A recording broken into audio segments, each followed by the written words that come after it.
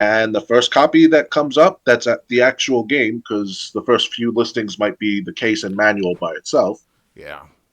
The first copy that actually includes the game for sale, um, I buy it, and that's how I came to these 7 games, basically. Mm.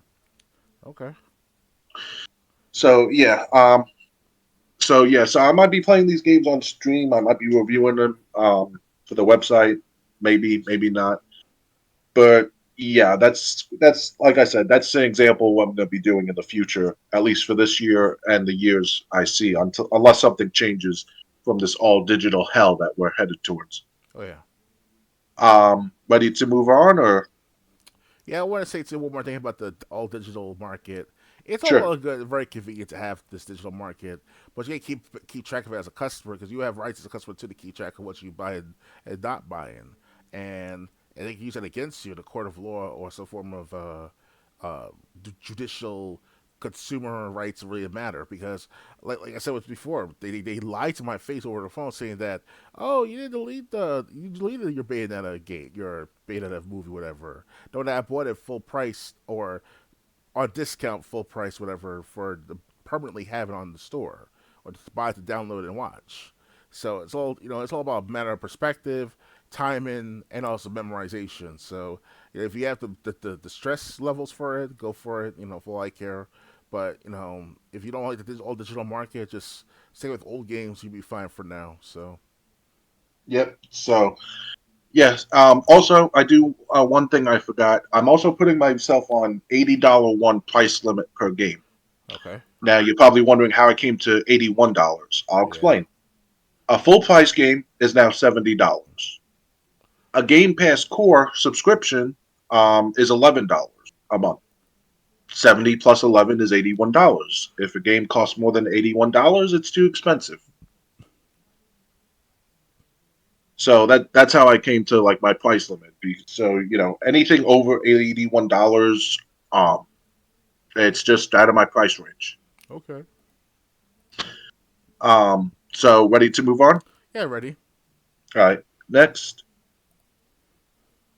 hold on. Okay. The first official story. You can finally watch Luigi in action in Super Mario 64. Sort of. A resurfaced VHS tape seems to show off screen footage of Luigi's Super Mario 64 appearance. A video uploaded to a small Japanese YouTube account last month has become an important part of video game history. A seconds long section of the video appears to show the first ever known footage of Luigi in Super Mario 64. Wow.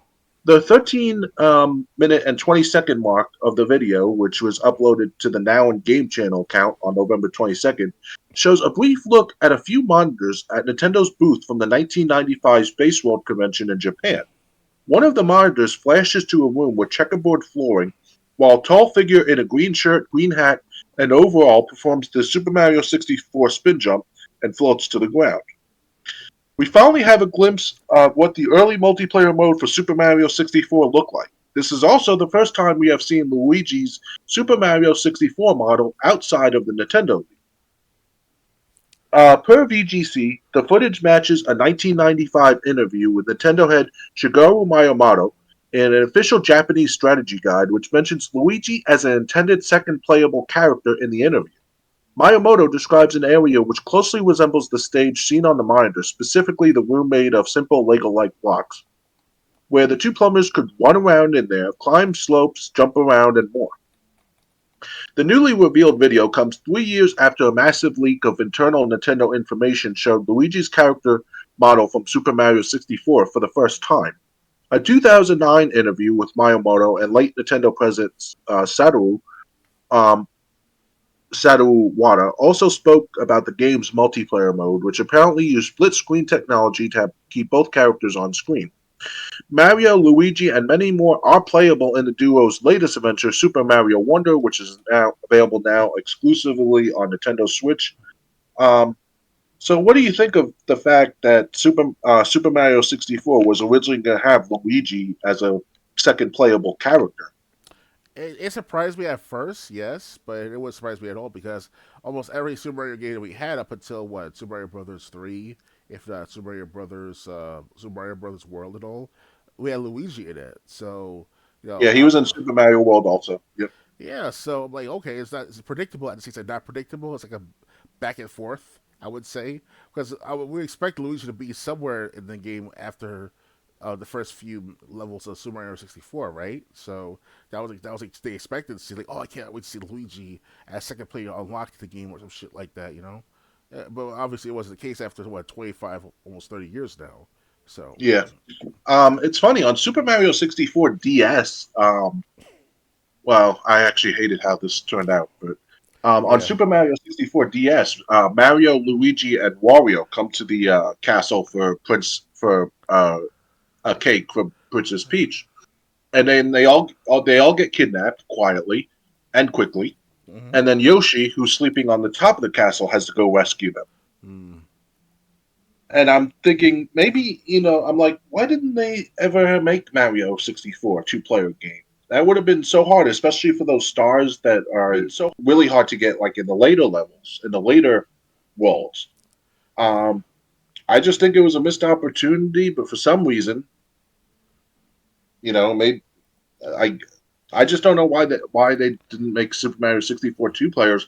And if you think about it, it's really kind of been it's really been it's I mean there's really not that many one player Mario games. yeah, They all seem to be two players. Sure, there was Super Mario Sunshine on the GameCube. I think that was one player.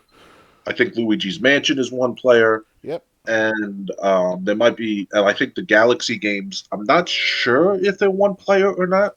Um, but it seems like then they realized, oh, we should add in more characters because like when they did New Super Mario Brothers, they made it four players.